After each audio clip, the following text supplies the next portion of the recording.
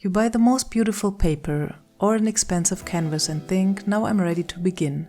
But instead of feeling inspired, you suddenly become afraid to make the first mark. In this video, I'll show you why expensive art supplies may be one of the reasons you are not making art and how to free yourself from that pressure. But before we go any further, try this. Grab a pen and any piece of paper you can find. It can be an old envelope, a receipt, or a sticky note. Look at one object in front of you and draw it for a minute. Do not plan the drawing, simply begin. Do not judge, do not correct. Do not think about whether the drawing is good. For 1 minute, your only task is to look at the object and keep the pen moving. Now notice what made that possible. You did not need a better idea, more motivation, or greater discipline.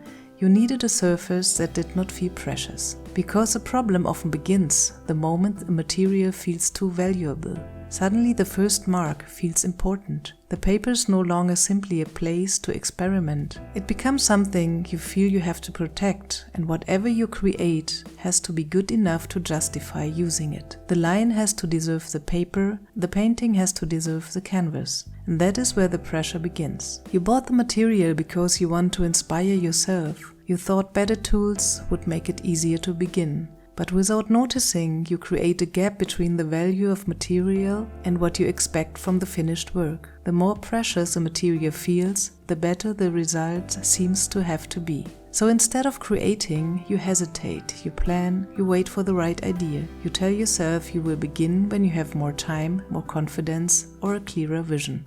It may look like procrastination, but often it is a form of self-protection. Because if you do not begin, you cannot ruin anything. The important shift is to stop asking, is this idea good enough for this paper?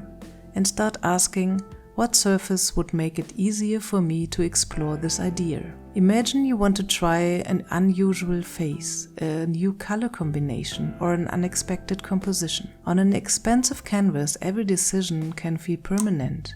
Every mark seems to matter and every mistake feels like a waste. But on a surface that does not feel precious, the same idea becomes an experiment. You can make an ugly mark, cover it, change direction, or abandon it completely. You do not have to know where the drawing is going before you begin. And that freedom is often where the real artwork begins. If you want an easy way to start drawing again without the pressure to make something perfect, you can download my free drawing guide. Give you simple exercises and practical starting points that help you loosen up, make the first mark and enjoy drawing again, without worrying about whether the result is good enough. You will find the link in the video description. Now there are 2 simple ways to remove the pressure created by precious material, and they seem like complete opposites. The first is to use material that feels almost worthless. Draw on scraps of paper, old envelopes, post-it, packing, receipts, or pages from cheap notebooks. If the drawing does not work, you can throw it away. Nothing important has been lost. And because there is nothing to protect, you are free to experiment, make mistakes and follow an idea without deciding too early whether it's good enough. This does not make the work less artistic.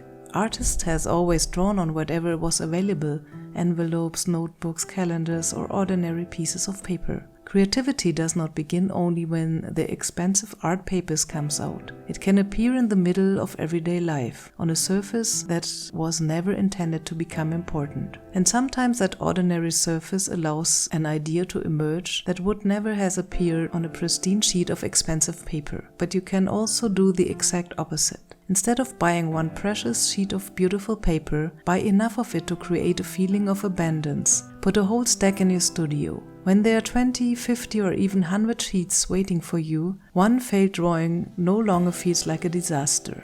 You stop treating every page like a rare object and start treating it like working material. One sheet became a color test, another can hold a bad idea. A third might become something interesting, and perhaps a 10th one become the artwork you were looking for. Of course, good materials are wonderful. They often feel better to work with, respond more reliable, allow for greater precision, and offer better quality and durability. A beautiful paper can interact with paint in a completely different way. A good canvas can make an act of painting more enjoyable. And high-quality materials are often the right choice for finished work that is meant to last. So this is not an argument against using beautiful or expensive material. The real goal is congruence. The value of the material and your willingness to use it have to match. If one sheet feels so precious that you cannot touch it, it is not supporting your creative process. But if you have enough of that paper or enough freedom to experiment on it, then its quality can finally become an advantage. Your materials should support your work, not become so precious that they prevent the work from happening. The best surface is not always the most expensive one. It is the one that gives you permission to begin. And this is exactly the kind of question we explore inside my Patreon drawing community. How to create conditions that make it easier to experiment, take risk, and keep drawing without judging every result too quickly. If questions like this come up in your own drawing practice, share them with me in the comments. Your question might become the next subject of a future video. And if you want to know why limiting yourself creates endless ideas, watch the next video.